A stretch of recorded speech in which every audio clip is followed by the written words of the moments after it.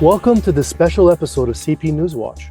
I'm Giuseppe Valiante, the news editor for Quebec and Atlantic Canada at the Canadian Press. Tomorrow, the body of a soldier from Newfoundland, killed on the battlefield in France during the First World War, will be laid to rest in St. John's. The unknown soldier's remains will be placed in a black granite tomb at the city's National War Memorial. The Canada Day ceremony will bring to an end a years-long effort in a province still shaken and forever changed by a battle that killed or wounded more than 700 members of the Royal Newfoundland Regiment. Members of the public and dignitaries are scheduled to attend tomorrow's event. Princess Anne was also expected to be there, but had to cancel after she was injured earlier in the week. Canadian Press reporter Sarah Smellie has a story about the emotional event that will take place tomorrow. You can read it right now on the Canadian Press's website. Sarah's here to explain how the bloody battle more than 100 years ago shaped the destiny of the province and continues to affect its people. Thank you, Sarah, for joining us. Thank you. So tomorrow is Canada Day, but in Newfoundland and Labrador, it's a bit more complicated. Can you tell us about that? Yeah, so in Newfoundland and Labrador, July 1st begins as Memorial Day. And in the capital, Memorial Day is marked by a large military ceremony at the National War Memorial in St. John's. So Memorial Day is a time to remember the horrific events of July 1st, 1916, which is when the Royal Newfoundland Regiment was nearly wiped out entirely during a battle at Beaumont Hamel in France during the First World War. More than 800 soldiers from the Royal Newfoundland Regiment stormed over their trenches toward the Germans that morning. They were armed with only rifles and bayonets. They were no match for the Germans' machine gun fire, and the next morning, only 68 soldiers answered roll call. The other members of the regiment had been killed, injured, or they were missing. And among the dead were 14 sets of brothers. And so at that time, Newfoundland wasn't yet part of Canada. It was a separate dominion within the British Empire. It had its own government, and it was home to only about 240,000 people. So to lose more than 700 young men was just devastating. And it's still devastating. It is deeply, deeply felt here. It's still being processed here. People are still making documentaries about it. They're making art about it. They're writing about it. And this year will be especially important and poignant because it is the 100th anniversary of the unveiling of the National War Memorial in St. John's. And an unknown soldier from the First World War, from the battlefields in France, will be laid to rest in a tomb there on Saturday. He was flown to Newfoundland in May, flown home from France. And people have worked for years to bring him home and to have this happen.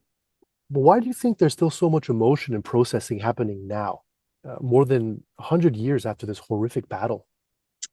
I spoke with a few people about that.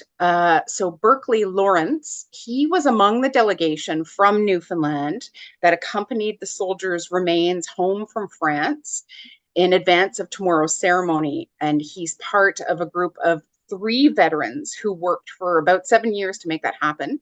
He lives in Carbonear, which is about 2 hours away from St. John's, and he served in the Canadian military for 33 years. He's now the first vice president of the Royal Canadian Legion. And he said that people came from all over Newfoundland to enlist in the war effort in the First World War. He said, in other parts of the country, other regiments were maybe more regional. Maybe they were made up of soldiers from, say, one part of Ontario. But the Royal Newfoundland Regiment had men from across Newfoundland. And so that's from tiny outport fishing communities of just a few dozen people to the capital of St. John's. So when all of those hundreds of men were killed, it was felt across the province. So many communities lost sons and husbands, and every community really kind of felt it. Even Lawrence's family, his grandfather fought in the regiment at Beaumont Hamel. He was one of the lucky few who made it home alive. And of course, if he had been killed, then Berkeley Lawrence wouldn't be here today.